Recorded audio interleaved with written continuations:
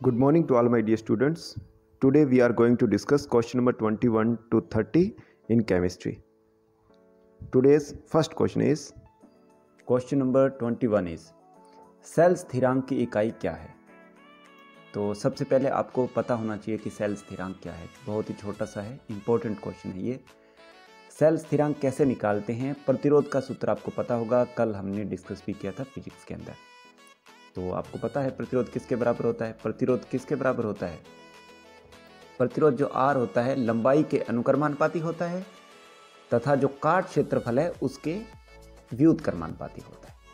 Okay, तो ये मेरे पास बन गया R = ρL/A। तो जो सेल के लिए जो होता है ना L/A, क्योंकि सेल में जो लिक्विड होता है, जो इलेक्ट्रोलाइट होता है, विद्युत अपघट्य होता है, तो L/A को सेल स्थिरांक कहते हैं। ठीक है, इसको G स्टार से व्यक्त करते हैं, प्रदर्शित करते हैं। ओके, तो हमने इसी का ही मात्रक निकालना है, G स्टार का मात्रक निकालना है, मतलब कि L/A का मात्रक हमें ज्ञात करना है। ओके, तो L होती है लंबाई, लंबाई का मात्रक होता है मीटर, और नीचे एरिया, एरिया होता है मीटर स्क्वायर। तो 1 मीटर कैंसिल हो गया, नीचे मीटर बचा, वो ऊपर गया तो मीटर इनवर्स हो गया। ओके, तो G स्टार का मात्रक आया आपके पास मीटर इनवर्स। तो लेकिन इसके अंदर जो ऑप्शन दिया है वो सेंटीमीटर में दिया है। तो अब आप इसको, क्योंकि दूरी है तो दूरी को मीटर को सेंटीमीटर में कन्वर्ट करेंगे, तो मीटर इनवर्स का बन जाएगा सेंटीमीटर इनवर्स। ओके, तो सेंटीमीटर इनवर्स आपका कौन सा ऑप्शन है? सेंटीमीटर इनवर्स आपका ऑप्शन सी है। ये था सेल स्थिरांक। इंपॉर्टेंट क्वेश्चन है, याद रखना है। सेल स्थिरांक किसके बराबर होता है?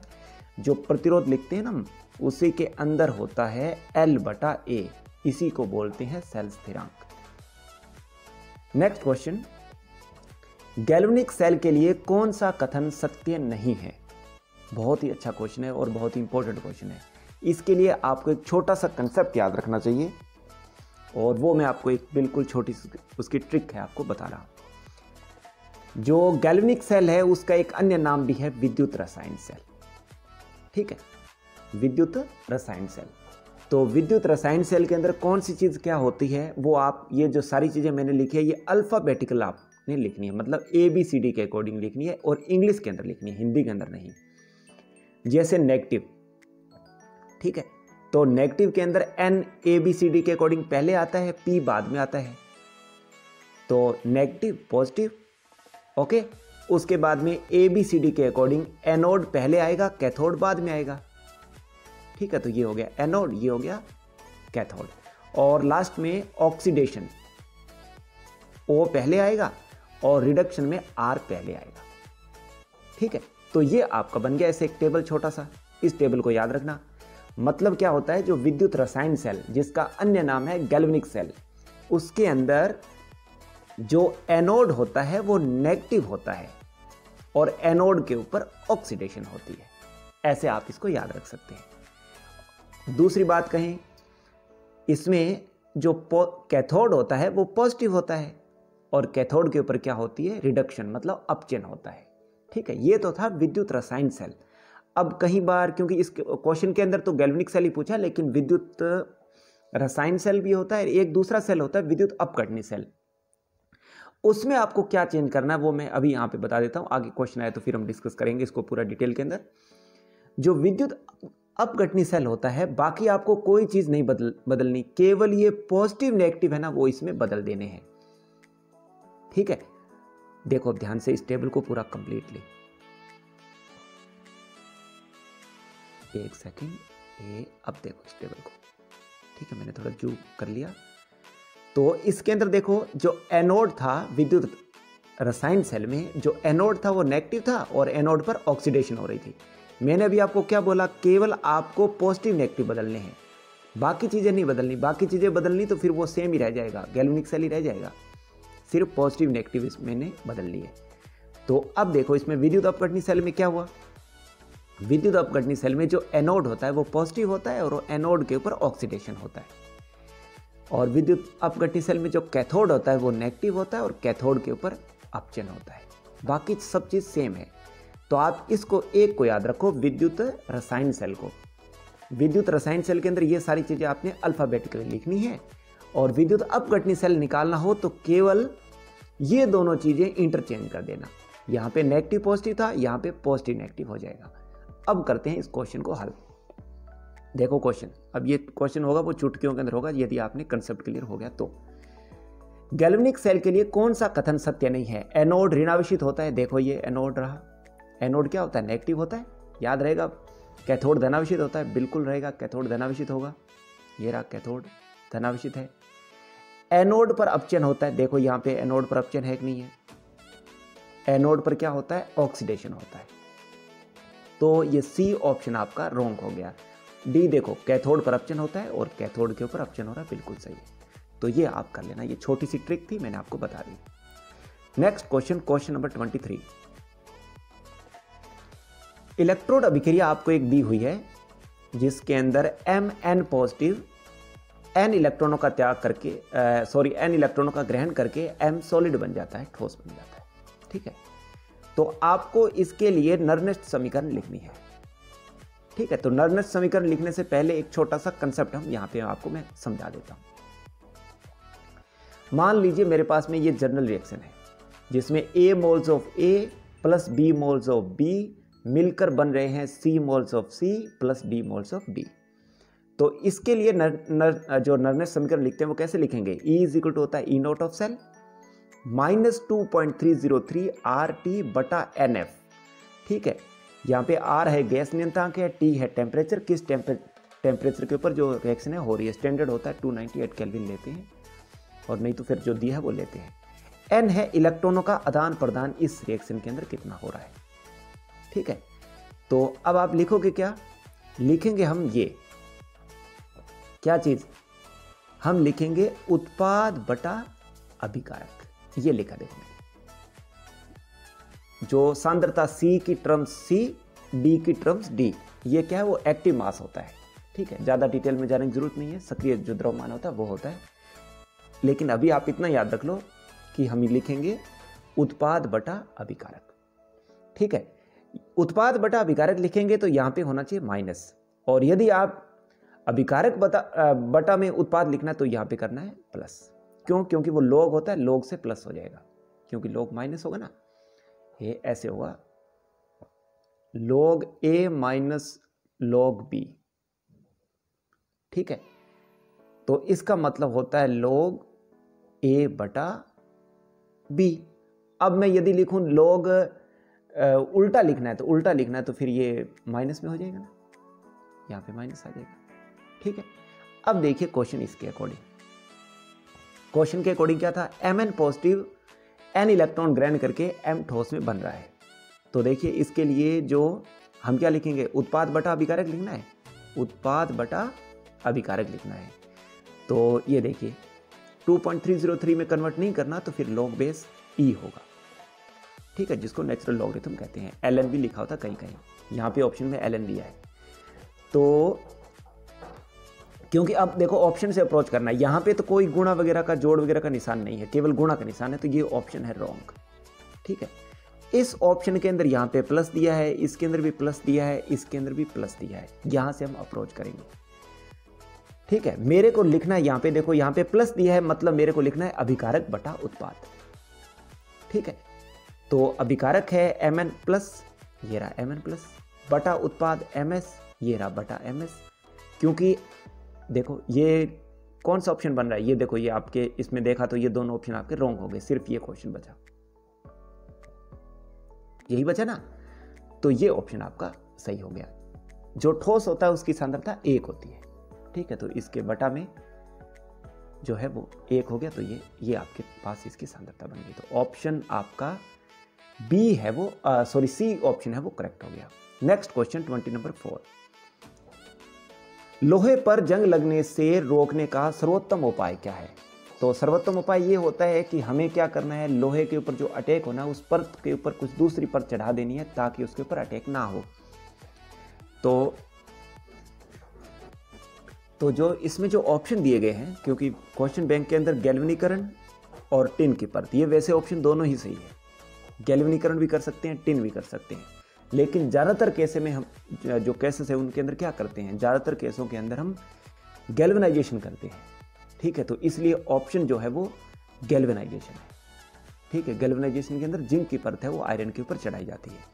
ठीक है, नेक्स्ट क्वेश्चन, क्वेश्चन नंबर 25, किसी अभिक्रिया का वेग स्थिरांक निम्न में से निर्भर करता है। वेग स्थिरांक किसके ऊपर निर्भर करता है, ये क्वेश्चन पूछ रहा है। सांद्रता के ऊपर, दाब के ऊपर, ताप के ऊपर या माध्यम की प्रकृति के ऊपर। जो अभिक्रिया का वेग स्थिरांक है वो एक पर्टिकुलर तापमान के ऊपर क्या रहता है, कांस्टेंट रहता है। ठीक है, तापमान बदलने से जो वेग स्थिरांक का मान है वो बदल जाता है, तो इसके अंदर ऑप्शन है वो तापमान है। ये जो इसके लिए एक संबंध भी है, कौन सा संबंध है, ऑरेनियस का संबंध। ऑरेनियस का संबंध क्या कहता है, जो वेग स्थिरांक होता है, ये फॉर्मूला याद रखना, ये ए गुणा ई की पावर माइनस ऑफ ई ए बटा आर टी, ये होता है। यहाँ पे ई ए क्या है, सक्रियण ऊर्जा, के है वेग स्थिरांक, टी है तापमान, किस टेम्परेचर के ऊपर हो रहा है, तो स्पष्ट है कि टेम्परेचर बदलेगा तो आपका जो के है वो भी बदल जाएगा। ठीक है, यहाँ पे ए जो है वो अर्हेनियस घटक या जिसको आवर्ती घटक भी कहते हैं वो है ये। तो क्योंकि ऑप्शन वाला क्वेश्चन है तो पूरा डिटेल में जाने की जरूरत नहीं है। अभिक्रिया के ताप के ऊपर निर्भर करता है, तापमान बढ़ाने से जो वेग स्थिरांक का मान है वो बढ़ जाता है, बस इतना ही आप याद रख लो। और ये ज़्यादा याद रखना है तो ये रख सकते हो। H2 + Cl2 मिलकर बना रहा है 2HCl, ये अभिक्रिया किस कोटि की है। ठीक है, तो ये अभिक्रिया आपकी बुक के अकॉर्डिंग बता रहे हैं हम। ठीक है, तो ये जो अभिक्रिया आपकी किस कोटि की है ये पूछा, नीचे 4 ऑप्शन दिए। ये अभिक्रिया वो है वो शून्य कोटि की अभिक्रिया। ठीक है, सिर्फ अभिक्रिया देखकर हम ये नहीं बता सकते कौन सी कोटि की है, तो ये सिर्फ बुक में दिया हुआ है, तो जो बुक में 4-5 रिएक्शनें और भी दी हुई है उनकी कोटि कौन सी होती है वो याद रखनी है। हमें वेग नियम दिया हो तो हम बता सकते हैं कि कोटि कौन सी होगी। ठीक है, नेक्स्ट क्वेश्चन, क्वेश्चन नंबर 27, प्रथम कोटि की अभिक्रिया के लिए वेग स्थिरांक की इकाई बताइए। इकाई भी बोलते हैं या इसको मात्रक भी बोलते हैं, वैसे तो पता होगा ये सेकंड इनवर्स होता है, प्रथम कोटि की अभिक्रिया है। तो निकालते कैसे हैं, निकालना कैसे है, तो इसके लिए आप ये पूरा डेरिवेशन आप कंप्लीट चेक कर सकते हैं। ये देखिए कैसे निकालते हैं। अभिक्रिया वेग नियम से, जो अभिक्रिया वेग नियम है प्रथम कोटि के लिए, उसके अकॉर्डिंग जो अभिक्रिया का वेग आता है, ये आर जो मैंने लिखा है, के गुणा के अंदर आर की घात -1। अब कईयों को लग रहा होगा कि ये भी आर ये भी आर, ये दोनों आर सेम नहीं है। ठीक है, ये दोनों आर अलग अलग है। इस आर का मतलब तो है रेट। ठीक है, रेट का मतलब दर, और जो इस आर का मतलब है वो जो अंदर आर लिखी है उस आर का मतलब है सांद्रता, जो स्क्वायर ब्रैकेट के अंदर लिखा है। ठीक है, तो अभिक्रिया का वेग वेग नियम से लिख लिया। उसके बाद में अभिक्रिया वेग की एक परिभाषा भी है। क्या परिभाषा है, अभिकारकों के सांद्रता में परिवर्तन की दर को अभिक्रिया वेग कहते हैं। तो ये हो गया -dr/dt। माइनस का साइन इसलिए लगता है क्योंकि टाइम के अकॉर्डिंग जो सांद्रता है वो कम होती जाती है। ठीक है, तो ये भी आर ये भी आर, मतलब दोनों अभिक्रिया बराबर कर ली, ये दोनों बराबर कर ली मैंने। ठीक है, तो मेरे को मात्रक निकालना है के का, तो मैं के को मैंने इधर रखा, बाकी मैं इधर ले आया, इस आर को इधर बटा में आ गई। ठीक है, यहाँ पे सॉरी सिर्फ आर ही लिखना, ये नहीं है। ठीक है, तो अब आप देखो, जो ये है सांद्रता और ये भी है सांद्रता। सांद्रता का मात्रक क्या होता है, mole litre inverse, mole litre inverse. ठीक है, और बटा में दिया है dt, dt का मात्रक होता है टाइम है, सेकंड है, तो ये हो गया second. Mole litre inverse cancel हो गया, तो सेकंड इनवर्स जो बचा वो आपका k का मात्रक हो गया। तो यही पूछा था, प्रथम कोटि के लिए वेग स्थिरांक का मात्रक क्या होता है, सेकंड इनवर्स होता है। ये करेक्ट ऑप्शन हो गया आपका। नेक्स्ट क्वेश्चन, क्वेश्चन नंबर 28, निम्नलिखित अभिक्रिया की कोटि व अणुसंख्यता बताइए। ये क्वेश्चन थोड़े ऑप्शन उसके अंदर गलती दिया, तो मैंने एक ही ऑप्शन अपने अकॉर्डिंग एडजस्ट कर लिया। ओके, तो आप इसको चेक कर सकते हैं। तो ये आपको अभिक्रिया दी गई है, 2N2O5 मिलकर बना रहे हैं 4NO2 + O2, और साथ में ये वेग नियम दिया है। तभी थोड़ी देर पहले मैं कह रहा था कि वेग नियम दिया हो तो कोटि आप बड़ी चुटकियों में पता लगा सकते हैं। कैसे पता लगाएंगे, कोटि तो देखिए पहले लगा सकते हैं। वेग नियम के अंदर जो इसकी सांद्रता टर्म है, इसके ऊपर मतलब घात कितनी है, वो आपकी कोटि है, क्योंकि एक ही दिया है, इसके ऊपर कुछ नहीं है मतलब एक है, तो इसकी जो कोटि हो गई वो 1 हो गई। अणुसंख्यता क्या होती है, अणुसंख्यता होती है अभिक्रिया में भाग लेने वाले अणुओं, परमाणुओं अथवा आयनों की संख्या को अणुसंख्यता कहते हैं। तो इस अभिक्रिया के अंदर भाग लेने वाले अणुओं की संख्या N2O5 ले रहा है और कितनी है, 2 है, तो ये होगी अणु संख्या। बिल्कुल छोटा सा क्वेश्चन था। कोटि निकालेंगे वेग नियम से, तो कोटि है 1, अणु संख्या है 2। और वैसे ये काफ़ी क्वेश्चन इंपॉर्टेंट है, तो मैंने इसके साथ एक अन्य रिलेटेड कंसेप्ट है उसको भी यहाँ पे पूरा एलोबरेट कर दिया है, तो वो अभी आप चेक कर लीजिए। अणु संख्या क्या होती है, डेफिनेशन कर लेना, ये अभी मैंने बता दी। किसी अभिक्रिया में भाग लेने वाले अणुओं, परमाणुओं अथवा आयनों की संख्या को अणु संख्या कहते हैं, जिससे कि स्टाइक्योमेट्रिक समीकरण दर्शाई जाती है। बैलेंस्ड केमिकल इक्वेशन स्टाइक्योमेट्रिक जो स्टाइक्योमेट्रिक कांस्टेंट होते हैं उनसे रिप्रेजेंट की जाती है, उससे। ओके, तो एक जनरल जैसे ए बी के अकॉर्डिंग मैंने इक्वेशन ली है। जैसे ये ए है, ए मिलकर कोई उत्पाद बना रहा है, तो इसके अंदर ए की अणु संख्या क्या हो गई, ए अकेला ही है तो 1 हो गया। नेक्स्ट क्वेश्चन में 2 ए मिलकर उत्पाद बना रहा है, तो इसमें 2 अणु संख्या होगी, ठीक है। नेक्स्ट में ए प्लस बी, मतलब 1 ए और 1 बी, 1 और 1 कितने हो गए, 2 हो गए, तो इसकी अणु संख्या होगी 2। तो ये तो होगी जनरल अणु संख्या से हम कोटि भी ज्ञात कर सकते हैं, बहुत ही इंपॉर्टेंट है ये। 1 नंबर के अंदर ये क्वेश्चन लगभग आ जाता है, ठीक है, कि अणु संख्या का कोटि के साथ क्या संबंध है। तो अणु संख्या से कोटि का संबंध कैसे है, जो अभिक्रिया 2 या 2 से ज्यादा पदों में होती है, तो जो उसका जो वेग निर्धारक पद है, वेग निर्धारक पद कौन सा पद, जो स्लो स्टेप है, जो धीमा पद है, उसको हम कहते हैं वेग निर्धारक पद। उसमें जितने अणु भाग ले रहे हैं उसकी जो अणु संख्या होती है वो आपकी अभिक्रिया की कोटि होती है। वेरी वेरी इंपॉर्टेंट लाइन है, याद रखनी है ये। मंद पद की अणु संख्या ही अभिक्रिया की कोटि होती है, यह अभिक्रिया का वेग निर्धारक पद होता है। ओके, तो इसी एग्जाम्पल को मैंने यहां पे पूरा डिटेल में नीचे समझाया है। देखिए, N2O5 मतलब 2 N2O5 मिलकर बना रहे थे 4NO2 प्लस O2, तो इसकी अणु संख्या 2 होगी, क्योंकि इसके अंदर जो भाग लेने वाले ये अणु कितने हैं, 2 है। ओके, प्रक्रिया के अंदर जो आपके 2 स्टेप हो रहे हैं, ठीक है। N2O5 पहले तो अपघटित हो जाता है NO2 में और NO3 में, ये है स्लो स्टेप, ठीक है। उसके बाद में नेक्स्ट क्या होता है, N2O5 इस NO3 से मिलकर क्या बनाता है, 3NO2 प्लस O2 बनाता है। ओके, अब इसमें मेरे सारे ये जोड़ लिए मैंने, ठीक है। जोड़े तो क्या हुआ, 2N2O5, 4NO2 और O2, ये मेरे पास में कंप्लीट रिएक्शन होगी। जो दूसरा स्टेप है वो फास्ट स्टेप है। अभी आपको मैंने बताया था कि यदि अभिक्रिया 2 या 2 से ज्यादा पदों में होती है, तो जो धीमा पद है वो उसका वेग निर्धारक पद होता है, और उसकी जो अणु संख्या होती है वो उसकी कोटि होती है। तो ये जो पहला पद है वो स्लो स्टेप है, स्लो स्टेप है ना, पहला पद स्लो स्टेप है, और स्लो स्टेप है तो वेग निर्धारक पद है, तो इसकी अणु संख्या का मतलब इसमें जो भाग लेने वाले अणुओं की संख्या कितनी है, तो N2O5 के अणुओं की संख्या 1 है, ठीक है। तो इसलिए हम वेग नियम इसका ये लिखेंगे, N2O5 की घात 1 न कि 2, ठीक है। तो इसलिए इसकी कोटि क्या होगी, जो वेग नियम के अंदर लिखा, उसकी जो कंसंट्रेशन टर्म्स होती है, जो पावर होती है, वो आपकी अभिक्रिया की कोटि होती है, तो ये कोटि होगी प्रथम कोटि। और वैसे भी इसके अंदर क्वेश्चन के अंदर आपको ज़्यादा इतना कुछ करना भी नहीं है, क्योंकि सारा कुछ इसके अंदर ही दिया हुआ है। वेग नियम आपको दिया हुआ है, वेग नियम के ऊपर घात 1 है तो कोटि 1 होगी, ये तो श्योर हो गया। और अणु संख्या, इस अभिक्रिया के अंदर भाग लेने वाले अणुओं की संख्या कितनी है, अणु संख्या 2 है, ठीक है।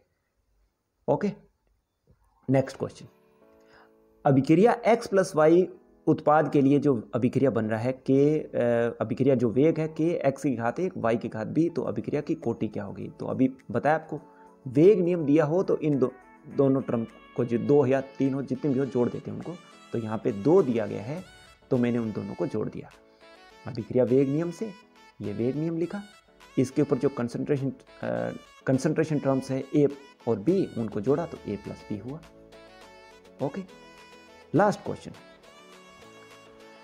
अभिक्रिया में क्रियाकारक जो R मिलकर P उत्पाद में द्वितीय कोटि की अभिक्रिया है यदि R की सांद्रता को 4 गुना कर दे। काफी इंपॉर्टेंट क्वेश्चन है ये, ठीक है, ध्यान से करना है। तो अभिक्रिया का वेग कितना बढ़ जाएगा वो बताना है। तो अभिक्रिया वेग नियम से लिखें आप, ये रहा अभिक्रिया वेग नियम। द्वितीय कोटि के लिए लिखेंगे तो R मिलकर P बना रहा है, मतलब R की घात 2 द्वितीय कोटि है, ये कोटि बता रहा आपको, ठीक है। तो अब ये क्या कह रहा है, R जो सांद्रता है उसको 4R लिखते हैं तो क्या होगा। ये मैंने 4R लिख दिया, 4R लिखा तो क्या हुआ, ये बाकी तो सेम रहा, 4 चौके 16 हो गया, ठीक है। तो मतलब कि ये क्या था, ये तो मेरे पास R ही था तो इसकी जगह मैंने R लिख लिया। तो ये 16 है तो मतलब कितने गुना बढ़ गई, 16 गुना जो है रेट है वो बढ़ जाएगी। तो ये आपका डी ऑप्शन हो गया। तो इस प्रकार आपके 30 क्वेश्चन कंप्लीट हो गए। उम्मीद करता हूँ कि आपको अच्छे लगे होंगे। तो अच्छे लगे हो तो इस वीडियो को आप लाइक और शेयर कर सकते हैं, मन हो तो, ठीक है। वीडियो आपने ध्यान से देखा, बहुत बहुत धन्यवाद। Have a nice day, thank you very much.